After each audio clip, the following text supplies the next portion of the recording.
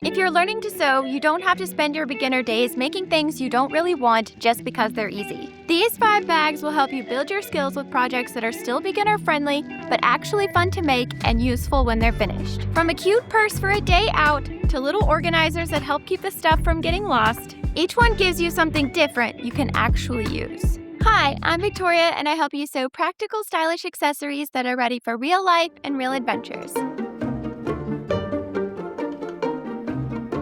As a quick reminder, all 5 of these projects are beginner-friendly, but they're not just basic projects. You'll get to build some skills along the way. For each one, I'll cover the materials you need, a rough estimate of sew time where I can, and any quick tips or notes that will help you along the way. Each project also comes with a free digital sewing pattern with detailed illustrated instructions to guide you through the process. You'll find each of those linked below, or you can scan the QR code on screen to browse the pattern library. Right now, the lined zipper pouch is the only one with a full video tutorial, so let me know in the comments which of the others you'd most like to see a full tutorial for.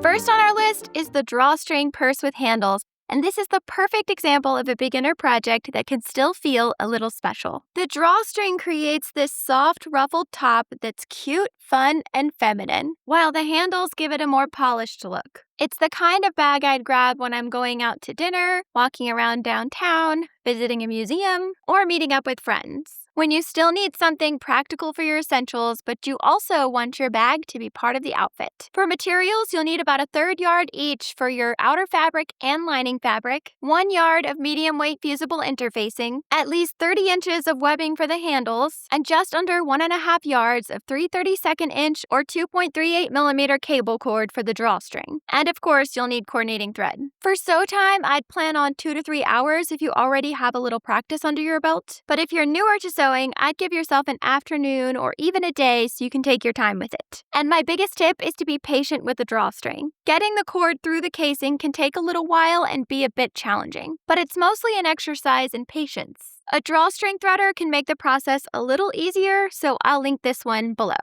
Now, I used webbing for my handles because it's quick, easy, and gives the bag a nice finished look. But you can make fabric handles instead if you prefer. Just cut them 4 inches by your desired length, add interfacing for extra strength and structure, and double fold them to create your straps. But if you're looking for something less occasion specific that you can just throw over your shoulder for everyday life, that's where the simple boxed purse comes in. It's lightweight, simple, and versatile enough to work with everything from shorts and a t-shirt to a sundress. It's the kind of purse you grab for errands, lunch, sightseeing, etc. It's just an easy, everyday bag when you need room for the essentials without carrying something huge. For materials, you'll need about 1.5 yards of fabric total, roughly 2/3 yards each for the outer layer and the lining, plus about 3/4 yards for the strap. You'll also need about 1 yard of medium weight fusible interfacing, plastic snaps and the pliers to install them, and coordinating thread. I'll link a starter snap kit below if you don't already have one. For sew time, I'd plan on a couple of focused hours if you already have some practice under your belt. If you're just getting started, I'd set aside a Saturday so you can work through it at your own pace. And my biggest tip for this one is to use the plastic snaps if you can. They're quick, easy, and much less frustrating to install. But if you decide to use sew-on snaps, you'll want to attach those before joining the outer layer and lining layers together so the stitches stay hidden. And one other note,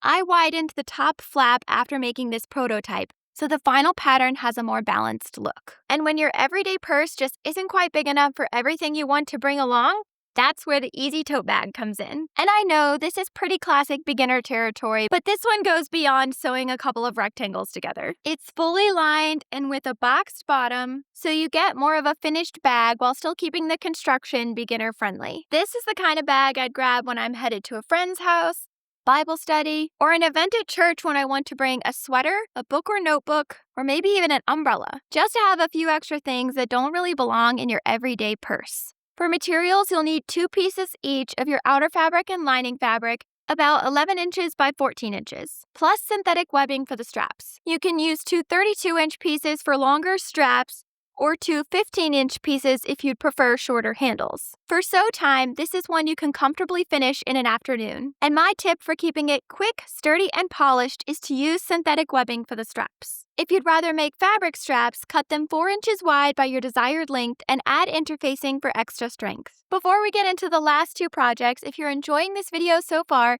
please hit the like button to help it reach more beginners, and subscribe for more practical sewing projects and tips. Of course, sometimes the problem isn't having enough room, it's keeping all the little things in that larger bag organized. The last time I grabbed a zipper pouch was when I was headed to Busch Gardens and needed to keep bug bracelets, a sunscreen stick, a spare set of keys, and some medicine together before tossing it all in a larger tote. For materials, you'll need about a 1/4 yard of fabric total for the outer layer and lining, 1 9-inch zipper, and coordinating thread. For sew time, I'd set aside a few hours or an afternoon. And one quick tip, the top corners at each zipper end aren't going to be perfectly square with this beginner-friendly construction method. So don't assume you've done something wrong. Use a point turner tool to push out those corners as much as possible without pushing through the seam. For perfectly crisp zipper ends, that will require a different, slightly more advanced construction method. And finally, sometimes you just need a little less space, or just a different kind of space.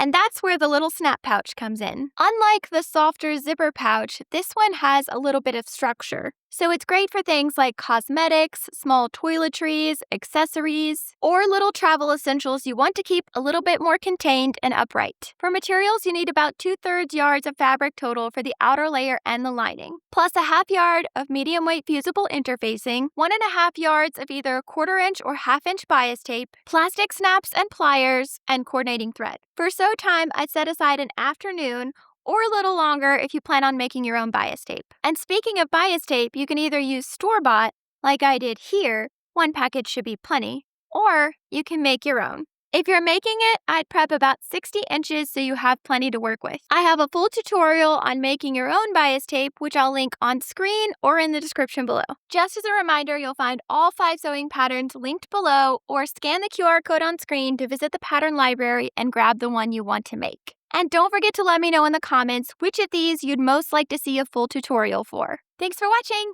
Bye!